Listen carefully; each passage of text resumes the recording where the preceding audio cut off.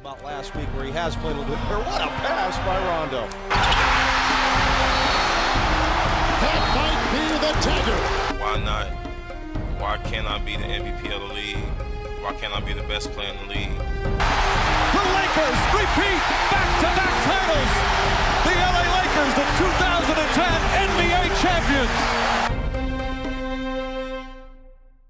The top 10 shooting guards of the 2010s. It seems like we could just say James Harden and friends, but that's gonna piss off too many people.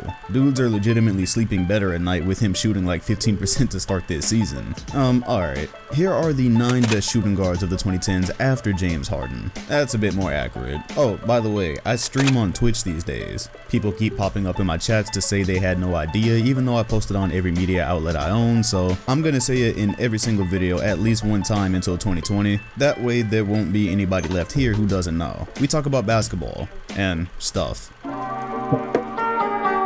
Oof, this was a tough one. Joe Johnson started this decade off as one of the hotter commodities at the shooting guard position, but cooled off about halfway through the decade. Meanwhile, you had Lou Williams, who literally won his first Sixth Man of the Year trophy in 2015, also halfway through the decade, before going on to win 2 more to the point that the trophy may as well have been named after him. However, I cannot deny Joe Johnson this 10th spot. He made 4 All-Star teams this decade, which was actually a continuation from the 3 he earned in the 2000s, and he also picked up an All-NBA team in 2010. I think that Lou Williams' best days started in the year 2018, whereas Joe was still playing out his best days through the first 4 years of this decade. When you consider everything, it's really close, but I'm gonna go ISO Joe here. Lou Williams is either going to be 11 or 10B, but I definitely thought it was worth mentioning him here. He's done some work this decade.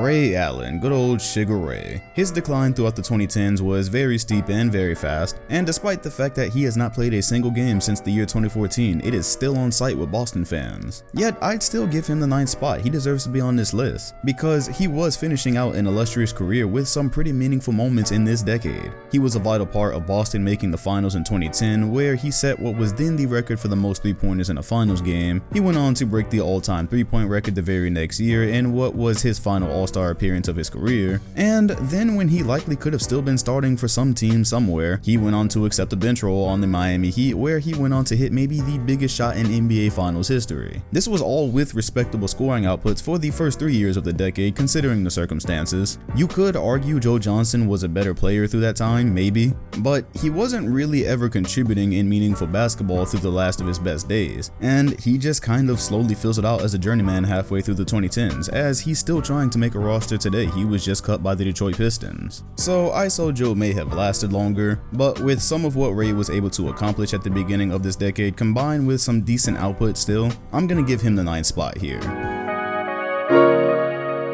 Manu Ginobili, routinely shrinking the chance for better stats so he could contribute to the San Antonio Spurs. Well, he was actually still a major contributor when San Antonio won their final title of the dynasty back in 2014, and managed to make it all the way to 2018 before he decided to hang it up. He was still a decent contributor at that point, considering he was pushing 40. Ironically, one of the best years of his career was in the year 2011 when he made one of only 2 career All-Star teams as he started all but 1 game. And he also had an All-Star worthy year in 2010. His last few years on the bench were also a bit better than Allen's, considering that was the role he'd played most of his career anyways. And when you take into account age for each year, he was good at it until the day he retired. He pretty much just outlived Allen throughout this decade, and through that time, there was never a moment where he just seemed washed and useless.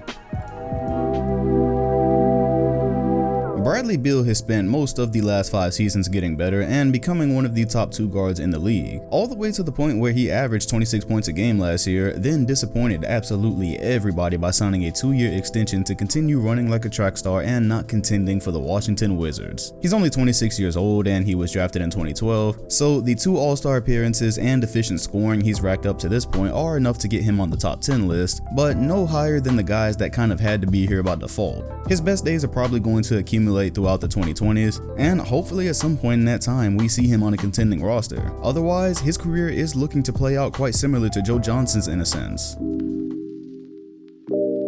DeMar DeRozan at 6. Mr. The more I say it, the less I like it. This guy has had a tough go of it throughout the decade. There's a lot of weird stuff going on here. He was an impressive scorer in Toronto considering he was a non-3-point shooting guard in a shooting era, which did culminate in him being a top 5 scorer in 2017, but then there's that ridiculously dark cloud hanging over his head that spells out LeBronto. That's his legacy so far, that's what he's known for. Being good, but never quite good enough to get his team past LeBron James, no matter how untalented his team was. And they weren't just getting beaten, they got swept the last year he was there. So then he gets traded to the Spurs, where he's basically been forgotten about and loses his all-star status for the first time since 2015. On top of that, the year he was traded to the Spurs, his team goes all the way to win the title. Everything is circumstance of course, but none of it looks great for him no matter how you slice it, especially how his playoff performances never lived up to what he was building in the regular season. So when you take everything into account over the decade, I'd say DeRozan has been good but not great. Also, let's be honest, his lack of a 3-point shot has definitely held him back during this era. Being able to shoot threes does not define a player, but when you have the potential that he's had this decade and been so close to true stardom,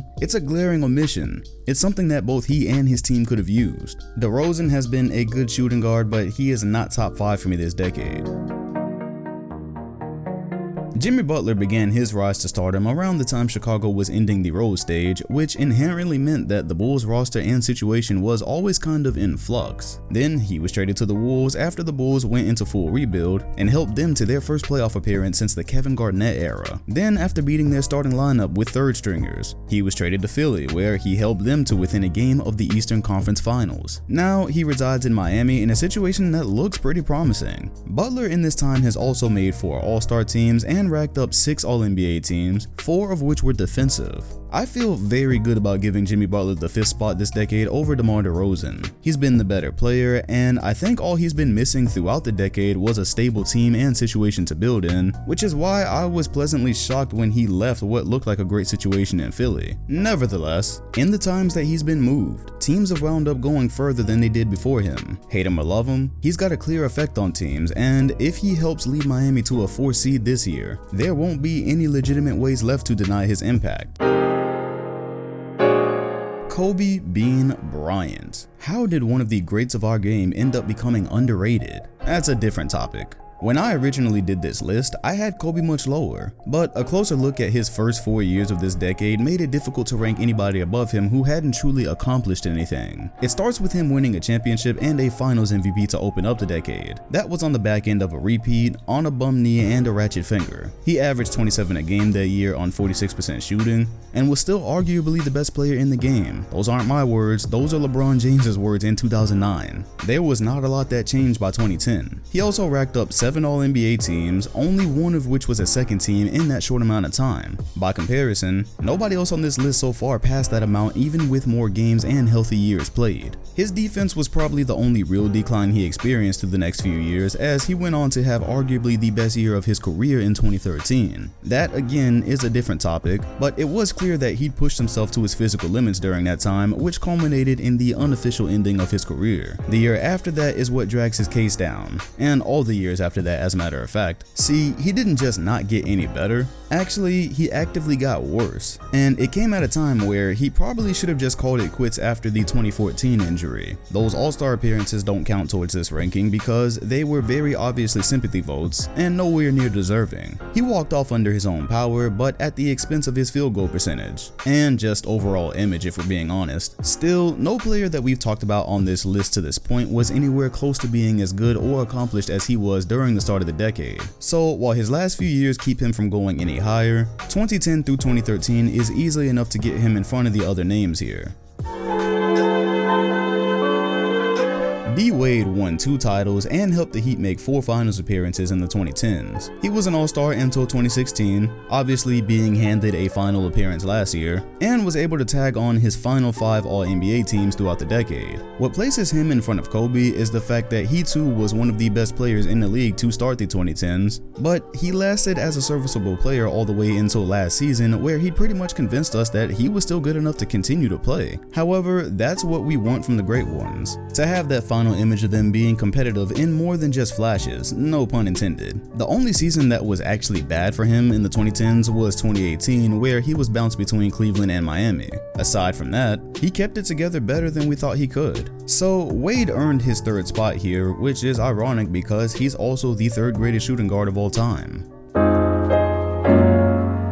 Klay Thompson hit his prime during the 2010s and became either the third or second greatest shooter of all time in a very short stint depending on who you ask. He's posted some of the most amazing single game shooting performances in history, and has even got some of the greatest playoff performances that dubbed him Game 6 Klay. He's been an all-star each year since 2015, made All-NBA third team twice despite being a second option, and somehow only made one all-defensive team despite doing a good job taking Steph's matchups a lot of the time and being known for supreme 3-and-D. It feels weird to have what has essentially been a catch and shoot player ranked second best at his position for a decade, but that's just how damn good he's been. You could easily argue that if he wasn't on the Warriors or if he wasn't as good as he has been, the last 5 years would have never happened. We haven't seen him as a first option in any extended amount of time, but he's played his role at a star level. Oh, and don't forget the 3 rings and being one of the most important factors to the Golden Dynasty. Klay definitely deserves the second spot here. I think from a talent perspective, if you were to put him up against some of the names that we've mentioned on this list, some people would probably take their chances with him as the first option.